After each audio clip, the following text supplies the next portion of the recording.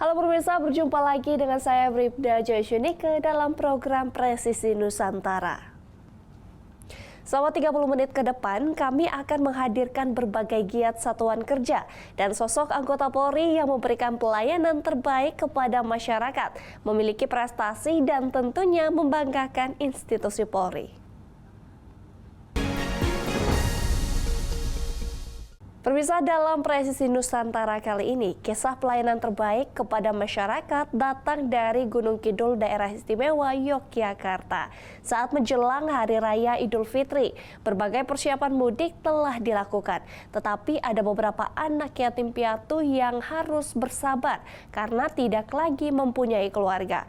Ibda Heri Prasetyo, Panit Sat PJR Ditlantas Polda DIY yang merupakan pendiri Rumah Yatim Piatu, memberikan semangat agar anak-anak tetap bergembira karena ditemani Pak Polisi.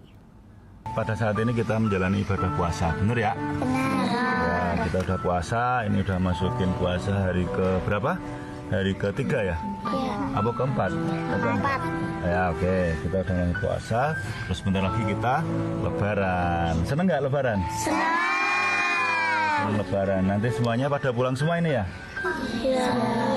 Kok lemes? Pulang nggak? Pulang enggak. Kamu enggak, Dok? Kamu enggak, Dok? Enggak. Kenapa? Kamu enggak pulang kenapa? Pak Heri kan tahu aku enggak punya rumah. Iya, ya enggak punya rumah. Terus kamu berarti besok di sini? Iya. Ya, besok sama Pak Heri, Iya. ya? Oh, enggak sedih, ya? Iya. Oh, terus kamu juga enggak pulang? Iya, soalnya aku enggak punya rumah. Aku dari dulu kecil aku juga sabar. Sama, aku juga dari kecil. Yes, enggak apa-apa. Besok sama Pak Heri di sini ya, enggak boleh sedih ya? Ya. Ya tetap guyu no, kan? Ya. Oke, besok sama Pak Heri di sini.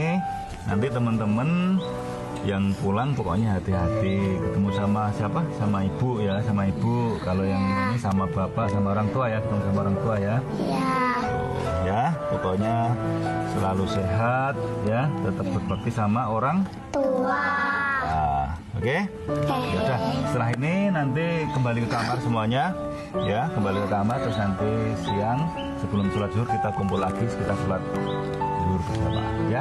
Kita udah sahur bareng, kita udah sholat subuh bareng. Nah, terus kita habis ini kita ngaji ya. Tapi sebelum ngaji kita baca kalamun dulu. Oke?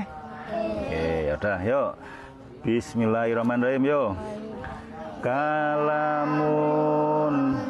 yuk.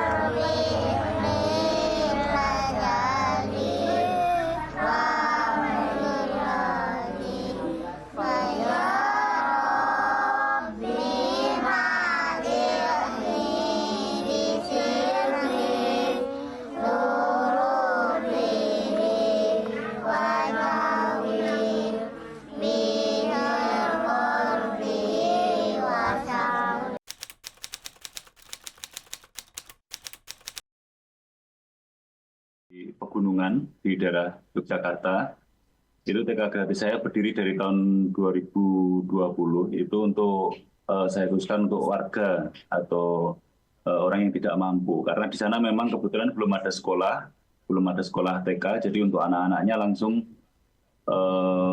dari kecil langsung ke SD, sehingga di SD mereka ketinggalan, tidak bisa baca tulis dengan yang lain. Sehingga dari situ saya mendirikan TK gratis di seputaran daerah Gunung Kidul. Kalau untuk anak yatim piatu di tempat kami memang khususnya di bulan Ramadan ini setiap pagi setelah sholat subuh itu kita sering berkumpul, kemudian ya kalau dikatakan wejangan juga ya selayaknya seorang bapak sama anaknya, saya ngobrol sama anak-anak, ya saya memberikan istilahnya semangat untuk mereka, semangat untuk anak-anak semua agar selalu menjadi anak yang baik, anak yang taat, dan tentunya nanti saya mempunyai harapan besar mereka menjadi anak yang bermanfaat seperti itu.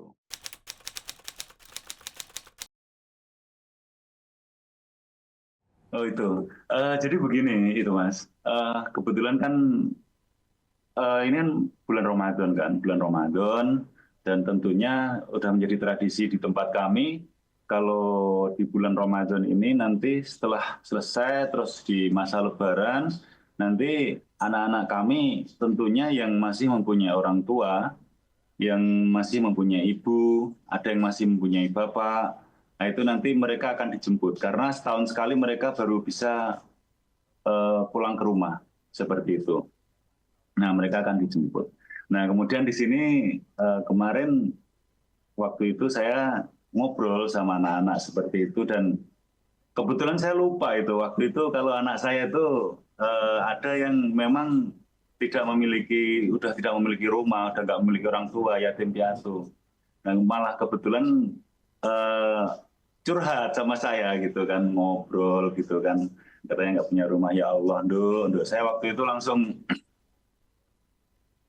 udah nggak bisa gimana-gimana ya, saya langsung bilang ya udah besok di sini sama Pak Heri, tuh jadi nggak usah sedih, tetap senyum, gitu. Jadi ya alhamdulillah tapi anak-anak kita kuat karena memang kita tanamkan di dalam hati bahwa mereka tidak boleh berkecil hati walaupun tidak memiliki orang tua, seperti itu.